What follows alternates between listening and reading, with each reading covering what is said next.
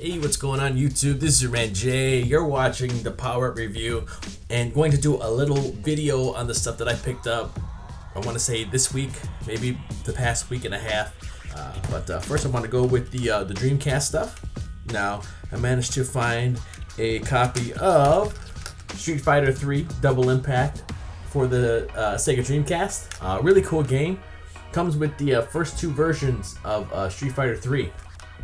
And it's not as expensive as the Third Strike, I want to say, but still awesome game, really cool. And the new generation version and the Second Impact version are actually different. The Second Impact actually has new characters on it as well. So if you look at it, the Street Fighter 3 games, they're all separate. It's almost a series because they all include new special moves and then additional characters as well. So picked up that one, really cool. Also picked up yesterday a copy of Evolution. This is a cool RPG / strategy game, and where the battles are all strategy based, depending on where you place your characters. Sorry, kind of let it get in focus there, but and you fight on a grid, and then depending on where you position your characters on the grid, lets them determine what type of attacks that they do and stuff like that. So of course, if you have melee characters, you'll put them in the front. If you have ranged characters, you put them towards the back. Real cool game, real underrated RPG. Art style is really cool. Also, third game I picked up, Space Channel number 5. Now I heard this game's really cool. I haven't had a chance to play it yet, but anything done by Sega itself on the Dreamcast is always worth a pickup. Now, the reason I got Space Channel number 5 was originally I had Sonic Adventure, but the copy that I had of Sonic Adventure that I managed to find, it was defective. There was something wrong with it. First I got it, the disc was kind of messed up, so I took it back to the store.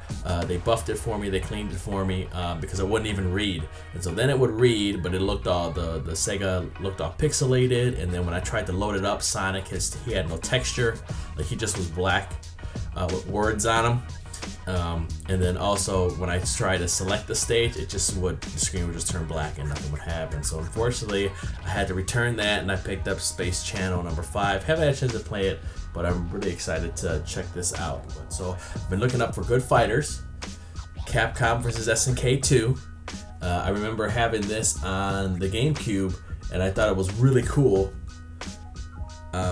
This did come out for Dreamcast, but it's in Japanese, so did I want to get the import version, or do I get the American version and play it on my Xbox, the original Xbox? Now for the original Xbox, I got some Ninja Turtles, Mortal Kombat, some other fighters, so I'm more likely to pull that out and play that than, let's say, if I got it on a different system. So Capcom vs. SNK 2, another cool addition to the fighters. Last but not least, a modern game just came out not too long ago, Divinity: Original Sin. Now, this game is an RPG, but when you look at it, I thought it's 2-player co-op, which is really cool. But what I thought it was a let's see if we can focus in there. A dungeon crawler. It looks like a dungeon crawler. So I was like, all right, cool, something like a Diablo 3 maybe, or something like that. So it's a dungeon crawler. That's why I got it, but it's actually more RPG-ish to when you're in a fight, when you're in a battle, you move your character, you use action points to move your characters around, and then those same action points are for special attacks. So it's a RPG. It has shades of Final Fantasy Tactics. This is like one of my favorite Final Fantasy games. So if you're into something like that, definitely check this out. Look this up on YouTube. I've been having a super good time with it, and like I said, you can play it in co-op, which is cool. You have up to 4 people in your party. You can split the party in half to where you control your character and another character, and then the second player can control their character and another character.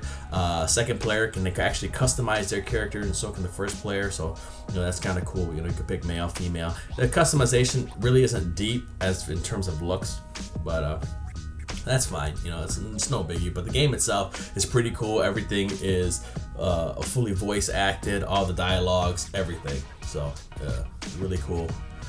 Check that out, look that up if that sounds interesting to you. Hope you enjoyed the little pickups video. This is Jason. You're watching the Power Review, and as always, take it easy.